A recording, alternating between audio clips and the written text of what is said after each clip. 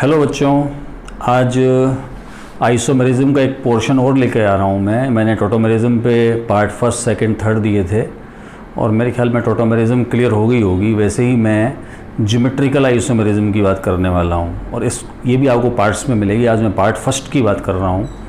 पुराने पेपर्स जब मैं देखता हूँ तो मुझे ज्योमेट्रिकल आइसोमेरिज्म, जिसको मैं शॉर्टकट में हमेशा जीआई बोलता हूँ, तो जीआई पे मुझे बहुत बार प्रॉब्लम आई हुई मिलेगी। और एक कॉमन क्वेश्चन उसी पे आज अपन कमांड बनाएंगे और वो क्वेश्चन क्या होता है कि फॉलोइंग में से जीआई कौन शो करेगा। यही क्वेश्चन होगा। 4 ऑप्शन दिए होते हैं और उन फॉर्मूलों को याद नहीं करना होता। मेरी बात ध्यान से सीखनी होगी और उसको अप्लाई करें, आपको विदिन 2-3 सेकेंड आंसर मिल जाएगा।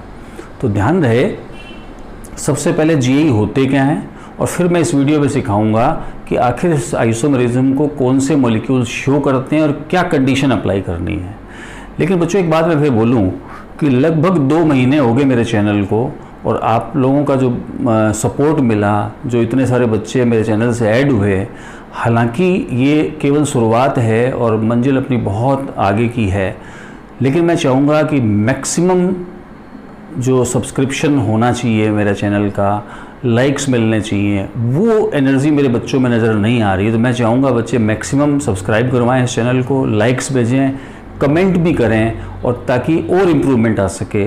तो मैं आज स्टार्ट कर रहा हूँ और मैं आज स्टार्ट कर रहा हूँ ज्योमेट्रिकल आइसोमेरिज्म का मीनिंग बताता हूँ। ध्यान रहिए, स्टीरियो आइसोमेरिज्म का पार्ट है और स्टीरियो आइसोमर्स के बारे में अपन क्या बोलते हैं, जिनके मॉलिक्यूलर फॉर्मूला सेम है, स्ट्रक्चर सेम है, बट ओरिएंटेशन में डिफरेंस है। ग्रुप्स के ओरिएंटेशन में मतलब क्या है इसका मतलब 3D स्पेस में ग्रुप्स के अटैचमेंट में डिफरेंस आएगा और वो जब मैं एग्जांपल लेऊंगा तो ज़्यादा समझ में आ पाएगा। अब बात आती है कि आखिर जीआई का मतलब क्या है।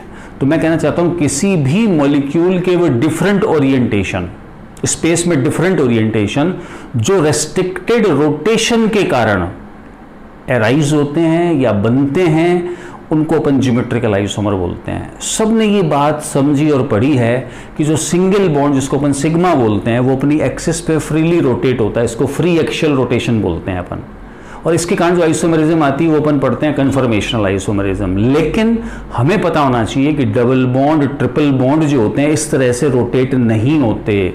क्यों? क्योंकि उनमें सिग्मा के अलावा पाई भी होता है। हमें पता है पाई बॉन्ड कोलेटरल ओवरलैपिंग से बनता है। मैंने ओवरलैपिंग वाला वीडियो भी दिया है, टाइप्स ऑफ कोवलेंट बॉन्ड वाला वीडियो भी दिया है।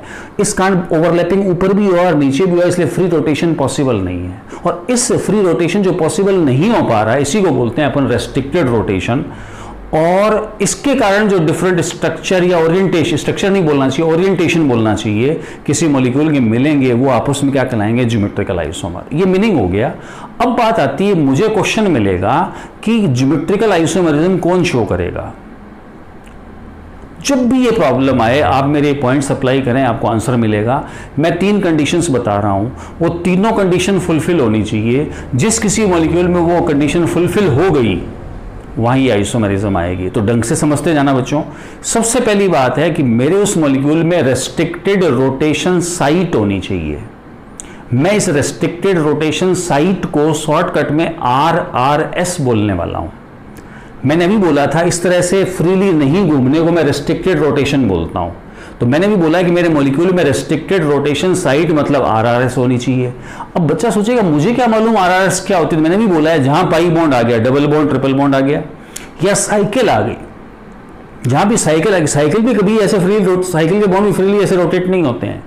तो ध्यान रहे, जहां साइकिल आ गई और जहां डबल बॉन्ड, ट्रिपल बॉन्ड आ गया, वहां मानकर चलो RRS आ गई। पहले पॉइंट का जवाब मिल गया, मेरे मॉलिक्यूल में RRS हो। और वो क्या होती है मैंने बता दिया है। कंडीशंस 3 है बच्चों। दूसरी शर्त है कि मेरी RRS जो है, मान लो डबल बॉन्ड इन 2 कार्बन्स के बीच में है, तो ये जो कार्बन है इनके ऊपर जुड़े हुए 2 ग्रुप डिफरेंट होने चाहिए। इस कार्बन के जुड़े दोनों ग्रुप डिफरेंट हो, इस कार्बन के दोनों ग्रुप डिफरेंट हो। मैं इसके लिए बोलने जा रहा हूं कि RRS पे जुड़े 2 ग्रुप डिफरेंट होने चाहिए। दूसरी बात हो गई। तीसरी बात, हर बार अप्लाई करने की आवश्यकता नहीं है, वो एलीन सिस्टम में मैं अप्लाई करूंगा कि मेरे RRS के जो ये ग्रुप्स हैं इनकी एरियल डिस्टेंस चेंज होनी चाहिए। मैं एग्जांपल लूंगा तो ज्यादा समझ में आ पाएगा। एरियल डिस्टेंस चेंज होनी चाहिए या कह दो सिमिलर नहीं रहनी चाहिए। ये तीन कंडीशन जिस किसी मॉलिक्यूल में नजर आएगी, मानकर चलो GI आ गया। अब मैं इन बातों को एग्जाम्पल की फॉर्म में ले रहा हूं, समझते जाना बच्चों। सबसे पहले मैं एल्कीन ले रहा हूं। सबसे पहला एग्जाम्पल मेरा एल्कीन, और एल्कीनों में मुझे पता है डबल बॉन्ड होता है, मतलब RRS तो है। लेकिन मैं आपसे एक बात बताऊं, मान लो मुझे एथीन मिल गया, मुझे प्रोपीन मिल गया, मुझे ब्यूट 1इन मिल जाए, मान लीजिए मुझे ब्यूट 2इन मिल जाए, मतलब कितने ही फॉर्मूले ऐसे हो सकते हैं। मुझे इन फॉर्मूलों को मेमोराइज नहीं करना। मैं एक बात बताने जा रहा हूं कि इनमें से कौन कौन सा फॉर्मूला GI शो करेगा वो सीख डालें। सबसे पहली शर्त है RRS, ये पड़ी RRS, सब में RRS नजर है, डबल बॉन्ड को मैं RRS बोल रहा हूं। ये केवल एक शर्त नहीं थी। सेकंड कंडीशन क्या है कि RRS जिन एटम्स के बीच में है उन पे जुड़े दो ग्रुप डिफरेंट हो। इस कार्बन के दोनों ग्रुप सेम है, इस कार्बन के दोनों ग्रुप सेम है, GI शो नहीं होगा। ये भी RRS, इस कार्बन पे एक हाइड्रोजन एक मिथाइल है, मतलब इस कार्बन ने मेरी सेकंड कंडीशन को फुलफिल किया है। लेकिन देखो ये कार्बन दोनों ग्रुप सेम रखता है, मतलब मेरी कंडीशन फुलफिल नहीं हो रही। दोनों कंडीशंस फुलफिल होनी चाहिए। हालांकि मैंने तीन कंडीशन बताई थी, हर जगह अप्लाई करने की आवश्यकता नहीं है। मैं जब इनको सॉल्व करूंगा तो उसको मैं अप्लाई करना सिखाऊंगा, लेकिन मेरी इन दो बातों से मुझे आंसर मिलने लगेगा। ये रही RRS, लेकिन देखो इस कार्बन के दोनों ग्रुप सेम। ये रही RRS, इस कार्बन पे एक हाइड्रोजन एक मिथाइल, मतलब इस कार्बन के दोनों ग्रुप डिफरेंट। इसी तरह इस कार्बन के दोनों ग्रुप डिफरेंट। इन दोनों कार्बनों के आपस में ग्रुप सेम हो भी सकते हैं और नहीं भी होते, लेकिन एक ही कार्बन पे अटैच दोनों ग्रुप सेम नहीं होने चाहिए। कंडीशन फुलफिल होगी, आ जाएगा। इसको देखो, ये RRS, इस कार्बन पे एक हाइड्रोजन एक मिथाइल, दोनों ग्रुप डिफरेंट, इस कार्बन पे एक हाइड्रोजन एक इथाइल, दोनों ग्रुप डिफरेंट, GI आ जाएगा। मेरा पॉइंट समझ में आ गया हो? ध्यान रहे, मैंने एक फॉर्मूला ये लिख दिया मर्जी से, फ्लोरीन, क्लोरीन, ब्रोमीन, आयोडीन ही लगा दिया। मान लो ये RRS, इस कार्बन के दोनों ग्रुप डिफरेंट, इस कार्बन के दोनों ग्रुप डिफरेंट, GI आ जाएगा। तो आपको किसी फॉर्मूले को मेमोराइज नहीं करना, फॉर्मूला आपको मिलेगा, आप अपनी कंडीशन लगाओ, आपको आंसर मिलेगा। तो मैंने आपको डबल बॉन्ड के कुछ फॉर्मूले लेके बताए, मैं कुछ और एग्जांपल लेता हूं, समझना।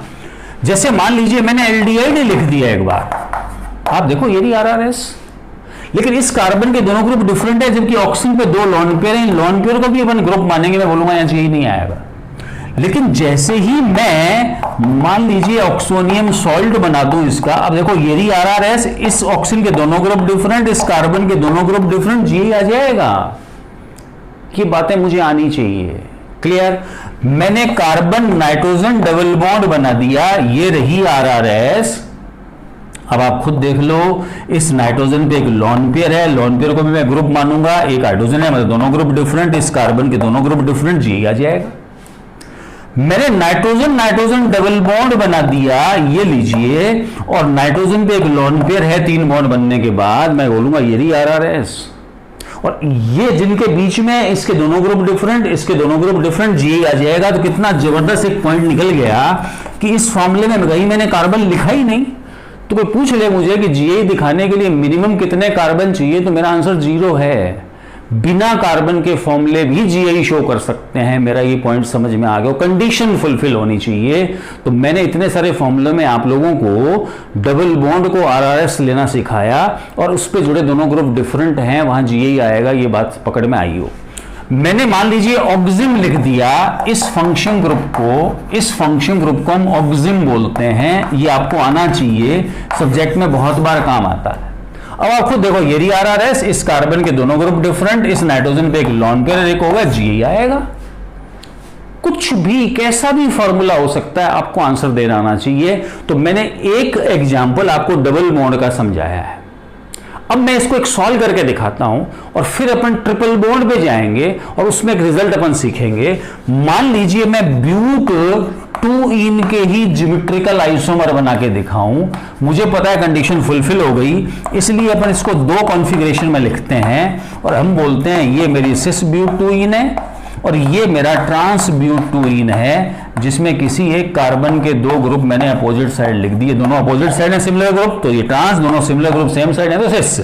तो ये सिस हो गई और ये ट्रांस हो गई। सबने ये नाम सुना है, इनका मीनिंग जानते हैं। अब आप देखो कि ये सिमिलर ग्रुप है, इनकी डिस्टेंस मान लीजिए यहाँ L1 है, तो इन्हीं सिमिलर ग्रुप की डिस्टेंस यहाँ L2 मान रहा हूं, और यहाँ L1 not equal to L2 है। और मैंने ऐसा बोला था कि यदि एक कार्बन के दोनों ग्रुप और दूसरे कार्बन के दोनों ग्रुप के बीच में एरियल डिस्टेंस चेंज हो रहा है, तो ज्योमेट्रिकल आइसोमर है, और चेंज नहीं हो रहा तो ज्योमेट्रिकल आइसोमर नहीं है। मान लीजिए कोई पूछ ले कि सर आखिर ये फॉर्मूला ज्योमेट्रिकल आइसोमरिज्म शो क्यों नहीं करता, तो मैंने इस पे लिखा मिथाइल, यहां लिखा हाइड्रोजन, दोनों जगह हाइड्रोजन। अब देखो आप मिथाइल और हाइड्रोजन के डिस्टेंस मेरी L1 है, और मान लीजिए मैंने इसका एक दूसरा ओरिएंटेशन बना दिया जिसमें मिथाइल मैंने इस साइड लिख दिया, तो इस कार्बन पे तो हाइड्रोजन ही थे, तो डिस्टेंस देखो मिथाइल और हाइड्रोजन की ये L1 = L2 ही तो आ रही है, सेम ग्रुप ही तो है। यहां भी मिथाइल और हाइड्रोजन था, यहां भी मिथाइल और हाइड्रोजन था, मतलब एरियल डिस्टेंस चेंज नहीं हुआ।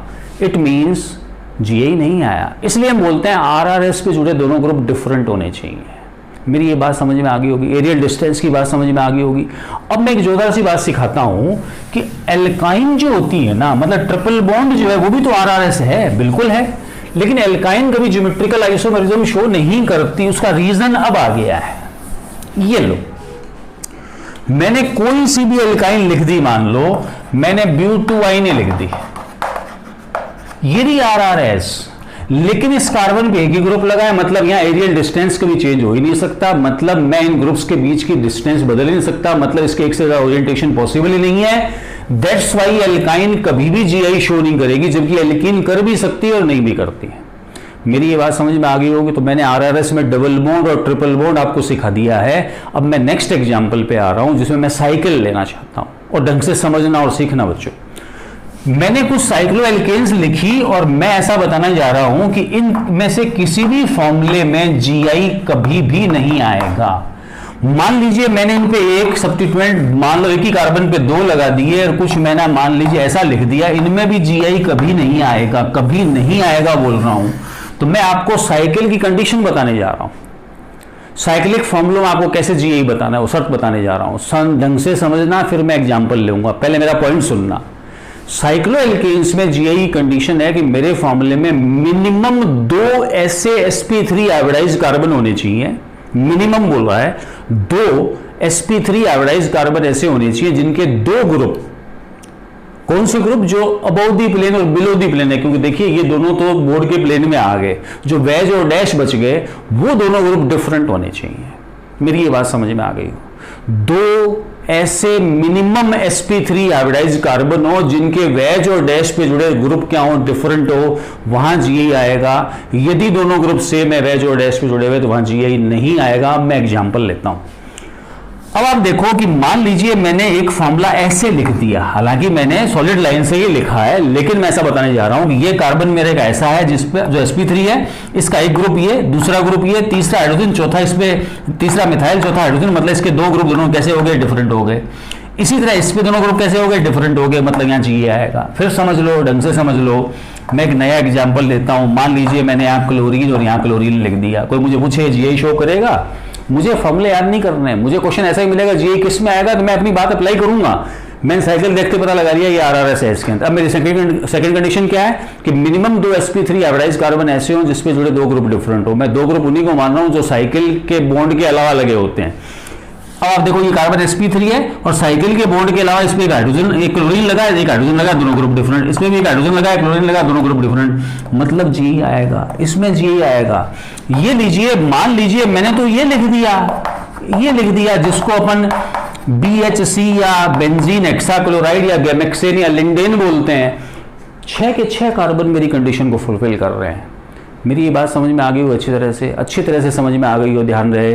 फिर बोल रहा हूं, मिनिमम 2 से ज्यादा भी हो सकते हैं, मिनिमम 2 कार्बन ऐसे हों जो sp3 एवरेज्ड हों और जिन पे जुड़े 2 ग्रुप डिफरेंट हो। मैं 2 ग्रुप कौन से ले रहा हूं, जो साइकिल के बॉन्ड के अलावा जो 2 बॉन्ड बचे हैं, जो वेज और डैश पे आते हैं, हालांकि उनको अपन सॉलिड लाइन से रिप्रेजेंटेशन में ऐसा दिखा देते हैं। ये लाइन समझ में आ गई होगी। इसके अलावा मैं बताना चाहता हूं कि साइक्लोएल्काइलिडीन भी GI शो करती है। क्या मतलब है इसका, समझना। जब एक ही कार्बन पे 2 वैलेंसी फ्री हो तो उसको अपन साइक्लोएल्काइलिडीन बोलते हैं। मुझे किसी ने पूछा ये GI शो करेगा क्या, ढंग से समझना बच्चों। इसमें साइकिल भी आ गई और डबल बॉन्ड भी आ गया, मतलब RRS ये भी है, ये भी है। इस पे देखो कुछ नहीं लिखा, इसका मतलब जरूर यहाँ हाइड्रोजन लगी हुई है, मतलब इस कार्बन के दोनों ग्रुप सेम आ गए, मतलब यहां GI नहीं आना। अब साइकिल पे आ जाओ, साइकिल में ये रहा sp3 एवरेज कार्बन, ये रहा sp3 एवरेज कार्बन, इस पे भी 2 हाइड्रोजन है, इस पे भी 2 हाइड्रोजन है। मेरी इस कंडीशन साइकिल में भी फुलफिल नहीं हो रही, GI नहीं आएगा। लेकिन मान लीजिए मैंने इस फॉर्मूले को ऐसे लिख दिया मैंने यहाँ मिथाइल और हाइड्रोजन लगा दिया। अब समझते जाना, ये RRS बिल्कुल है, इसके दोनों ग्रुप डिफरेंट हैं, बिल्कुल हैं, लेकिन इसके दोनों ग्रुप बिल्कुल सेम आगे, मतलब GI नहीं आएगा और ना ही साइकिल में आएगा, क्योंकि इन दोनों कार्बनों पे जुड़े ग्रुप क्या है, सेम है। मैंने फिर क्रॉस लगा दिया।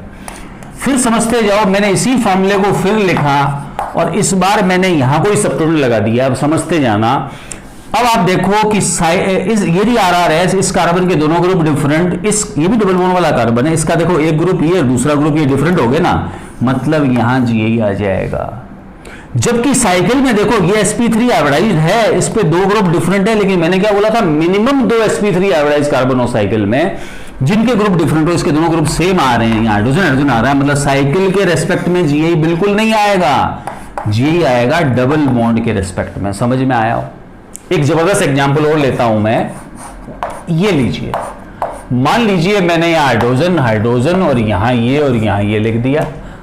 अब समझो, इसके रेस्पेक्ट में GI नहीं आ रहा बोल रहा हूं, क्यों? क्योंकि दोनों ग्रुप सेम आ गए। जबकि यहां देखो, साइकिल के रेस्पेक्ट में इस कार्बन पे एक हाइड्रोजन है तो एक मिथाइल है, एक हाइड्रोजन है तो एक मिथाइल है, मतलब इस जगह मुझे ज्योमेट्रिकल आइसोमेरिज्म मिल जाएगी। समझ में आ गया हो? तो साइक्लोएल्काइलिडीन भी GI शो कर सकते हैं। ऐसे बहुत एग्जांपल हो सकते हैं। साइक्लोएल्केन हो गई, एल्कीन हो गई, एल्काइन में RRS होता है, लेकिन वो कभी भी GI शो नहीं करेंगे, मैंने समझा दिया है। अब समझना, एक जोरदार सी बात और सिखाता हूं। एल्कीन्स GI शो करती भी है और नहीं भी करती, लेकिन साइक्लोएल्कीन्स जो है ना बच्चों, उनमें डबल बॉन्ड के रेस्पेक्ट में GI कब आएगा, ये सिखाने जा रहा हूं। मुझे किसी ने पूछा, ये फॉर्मूला क्या GI शो करेगा? डबल बॉन्ड के रेस्पेक्ट में GI आएगा? मैं बोलूंगा GI इनमें नहीं आएगा, नहीं आएगा। क्यों नहीं आएगा? कारण है, लेकिन मैं रिजल्ट बताता हूं कि साइकिल में यदि डबल बॉन्ड के रेस्पेक्ट में GI शो करना है तो मिनिमम एटम साइकिल में 8 होने चाहिए। मतलब साइक्लोऑक्टीन और ऑनवर्ड्स, उसके आगे वाली साइक्लोएल्कीन GI शो करती हैं, उससे पहले डबल बॉन्ड के रेस्पेक्ट में साइकिल में GI कभी नहीं आएगा। समझते जाना। मुझे ये फॉर्मूला मिला, मैं फिर एक बात करूं, ये लीजिए, मुझे ऐसा फॉर्मूला मिल गया, मुझे पूछा गया क्या GI आएगा? मेरा आंसर है नहीं, डबल बॉन्ड के रेस्पेक्ट में नहीं आएगा। मेरे टोटल एटम 6 ही हैं और बाकी देखो sp3 हाइब्रिडाइज्ड कार्बन मेरी कंडीशन को फुलफिल नहीं कर रहे। लेकिन जैसे ही ये फॉर्मूला मान लीजिए ऐसे मिल जाए, तो डबल बॉन्ड के रेस्पेक्ट में कभी भी GI नहीं आएगा, 6 कार्बन ही है रिंग के अंदर। जबकि यहां देखो कंडीशन फुलफिल हो गई, एक तरह से साइक्लोएल्केन वाली कंडीशन फुलफिल हो गई। इस कार्बन पे एक हाइड्रोजन है, एक ड्यूटेरियम है, sp3 है, हाइड्रोजन और ड्यूटेरियम है, मतलब यहां GI आ जाएगा। डबल बॉन्ड के रेस्पेक्ट में लाने के लिए मिनिमम एटम साइकिल में 8 होने चाहिए। मान लीजिए मैंने ये फॉर्मूला लिख दिया, ये लो। अब कोई पूछे मुझे कि क्या GI आएगा? इसमें मैंने देखा 10 कार्बन है साइकिल के अंदर, और मैं फिर बोल दूं कि ये बॉन्ड इधर और ये बॉन्ड इधर जा रहा है, सिंगल बॉन्ड सेम साइड जा रहे हैं, तो यहां हाइड्रोजन पड़े हैं, दैट्स वाई मैं इसको सिस बोलने वाला हूं। मैं इसकी ट्रांसफॉर्म बना के दिखाता हूं, ये लो। अब आप देखो, मैंने डबल बॉन्ड यहां लगा दिया, देखो कार्बन इधर जा रहा है, इधर जा रहा है, यहां हाइड्रोजन है और यहां हाइड्रोजन है। ये इसकी कौन सी फॉर्म है? ट्रांसफॉर्म है। मतलब 8 कार्बन से पहले मैं इसको 2 ओरिएंटेशन में लिख नहीं पाऊंगा। जैसे मान लीजिए मैंने साइक्लोहेक्सीन वापस लिख दी, आप क्या देखते हैं, ये केवल इसका सिस कॉन्फ़िगरेशन है, मतलब सिमिलर ग्रुप सेम साइड आ रहे हैं। अब आप इनको ट्रांस बना के दिखाओ, मतलब आप इनको डबल बॉन्ड लगाया मैंने और इनको ट्रांस बनाना है, मतलब मुझे इस कार्बन को इधर ले जाना पड़ेगा, मतलब इस रिंग में स्ट्रेन आ जाएगा। इस कारण ये रिंग पॉसिबल नहीं है। दैट्स वाई हम ऐसा बोल देते हैं कि साइकिल में डबल बॉन्ड को GI शो करना है तो मिनिमम एटम साइकिल में 8 होने चाहिए। एक लास्ट एग्जांपल हो रहा है बच्चों, ताकि उससे क्या होगा, पूरा GI कौन शो करता है वो पार्ट आपका कंप्लीट हो जाएगा। और वो फॉर्मूले ऐसे हैं जिनमें डबल बॉन्ड एक से ज्यादा होते हैं, जिनको अपन पॉलीइन्स बोल सकते हैं। पॉलीइन में भी एक मैं कैटेगरी लेना चाहता हूं, क्यूमुलेटिव डाइइन की या क्यूमुलेटिव पॉलीइन की, मतलब जिनमें डबल बॉन्ड साइमल्टेनियसली आते हैं, लगातार आते हैं। उसका मैं एक रिजल्ट बता दूं कि उसी फॉर्मूले में GI आएगा जिसमें लगातार आने वाले पाई बॉन्ड ऑड नंबर में है, ऑड नंबर में है, और टर्मिनल पे जुड़े ग्रुप कैसे हैं, डिफरेंट हैं। समझना ढंग से, सीखना ढंग से, जैसे इवन नंबर वाले पाई बॉन्ड वाली क्यूमुलेटिव जो पॉलीइन या डाईइन होती है जीआई शो नहीं करेगी। जैसे मैंने ये फॉर्मूला लिख दिया,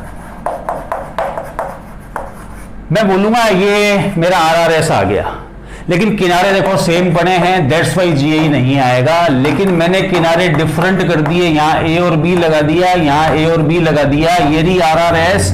ये डिफरेंट ग्रुप, ये डिफरेंट ग्रुप आपस में सेम हो सकते हैं, एक के दोनों सेम नहीं होने चाहिए, उसके बावजूद जीआई नहीं आता। क्यों नहीं आता? कारण है, एक बार इस बात को सीखें कि इवन नंबर वाले केस में जीआई कभी नहीं आना। लगातार डबल बॉन्ड आ रहे हैं, इवन नंबर में आ रहे हैं, जीआई मना कर दो। लेकिन जैसे ही मैं ऑड नंबर में पाई बॉन्ड ले आता हूं, ये लो, और मैंने टर्मिनल पे मान लो ए और बी और यहां ए और ए लगा दिया, ऑड नंबर तो आ गया, RRS तो आ गई, लेकिन इस कार्बन ने मेरी कंडीशन फुलफिल नहीं की, क्रॉस लगा दिया। और जैसे ही मैं ऑड नंबर में टर्मिनल पे डिफरेंट ग्रुप लगा दूं, आपस में डिफरेंट हो सकते हैं, ध्यान रहे, आपस में सेम भी हो सकते हैं, एक के दोनों सेम नहीं होने चाहिए, यहां जीआई आ जाएगा। तो आप ये रिजल्ट सीख लो कि क्यूमुलेटिव पॉलीइंस में पाई बॉन्ड ऑड नंबर में होना चाहिए। अब इसका लॉजिक या रीजन क्या वो सीख लें। बॉन्डिंग में हम पढ़ते हैं कि साइमल्टेनियसली जो पाई बॉन्ड आते हैं ना दो, वो कभी भी सेम प्लेन में नहीं होते, एक दूसरे परपेंडिकुलर होते हैं, एक दूसरे के परपेंडिकुलर होते हैं। क्यों? क्योंकि इस बीच वाले कार्बन की बात देखो, इसने इधर भी पाई बॉन्ड बनाया, इधर भी पाई बॉन्ड बनाया है, और इस कार्बन के दो पी ऑर्बिटल पाई बॉन्ड में फॉर्मेशन इन्वॉल्व है। मान लीजिए कि मैंने इसका px और py यहां बना दिया, तो इसको मैं px मानो, तो इसके px ने इधर पाई बॉन्ड बनाया, तो इसके py ने इधर पाई बॉन्ड बनाया होगा, और px और py एक दूसरे के क्या होते हैं? परपेंडिकुलर। इसका मतलब दोनों पाई बॉन्ड एक प्लेन में नहीं, एक ऐसे तो दूसरा इस तरह से है। मतलब साइमल्टेनियसली आने वाले पाई बॉन्ड हमेशा एक दूसरे के परपेंडिकुलर होंगे। बोर्ड पर मुझे ये प्लेन में लग रहे हैं, तो पता है क्या हुआ? इस कार्बन को इमेजिन करो, मान लो ये कार्बन यहां है, इसके ए और बी इस जगह है, फिर अगला कार्बन आ गया, फिर अगला आ गया, ये सारे एटम एक प्लेन में आ गए। लेकिन इस कार्बन का जो ए और बी है वैसे नहीं पड़ा, ए ऊपर पड़ा है, बी नीचे पड़ा है। क्योंकि मैंने क्या बोला, ये पाई बॉन्ड मान लो ऐसे है, तो अगले वाला पाई बॉन्ड ऐसे, या इसको ऐसे मान दो, ये वाला पाई बॉन्ड ऐसे। तो ऐसा होने से कि ए ऊपर और बी नीचे। अब देखो ए यहां है और वहां ए ऊपर है, एरियल डिस्टेंस दिमाग में ले आओ। आपने ए नीचे और बी ऊपर बना दिया नया कॉन्फ़िगरेशन बनाने के लिए, तो इस ए का नीचे वाले ए से डिस्टेंस वही रहेगा जो पहले था। मतलब इस केस में एरियल डिस्टेंस चेंज नहीं होता है, इस कारण यहां ज्योमेट्रिकल आइसोमेरिज्म नहीं आती। लेकिन जैसे ही ऑड नंबर में पाई बॉन्ड आएंगे, पहला मान लो ऐसे, दूसरा ऐसे, तीसरा वापिस ऐसे, मतलब पहला और तीसरा क्या आ गए? सेम प्लेन में आ गए। अब सेम प्लेन में आ गए, जिनकी एरियल डिस्टेंस में चेंज कर सकता हूं, देयरफॉर यहां ज्योमेट्रिकल आइसोमेरिज्म आ जाएगी। लॉजिकल बात मैंने बता दी है, लेकिन आपको रिजल्ट डायरेक्ट दे दिया मैंने। Odd number of pi bond लगातार आ रहे हो आप और किनारे डिफरेंट हो, यस कर दें, अदरवाइज मना कर दें। एक छोटी सी बात हो रहा है, स्पायरो कंपाउंड्स में भी जीआई आ सकता है। सिमिलर पैटर्न से बोल रहा हूं, सबने पढ़ा है कि ये स्पायरो कंपाउंड है जिसमें एक 4 डिग्री कार्बन की हेल्प से साइकिल आपस में फ्यूज्ड होती हैं। इनकी कंडीशन भी सेम टू सेम ये है कि स्पायरो कंपाउंड्स में number of ring odd number में होनी चाहिए और टर्मिनल पे डिफरेंट ग्रुप हो।